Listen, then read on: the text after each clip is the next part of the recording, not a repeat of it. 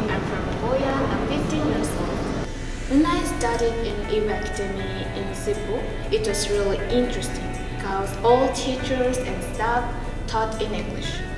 When I first came, I couldn't speak well and understand clearly, but now I can understand my teachers well and speak fluently.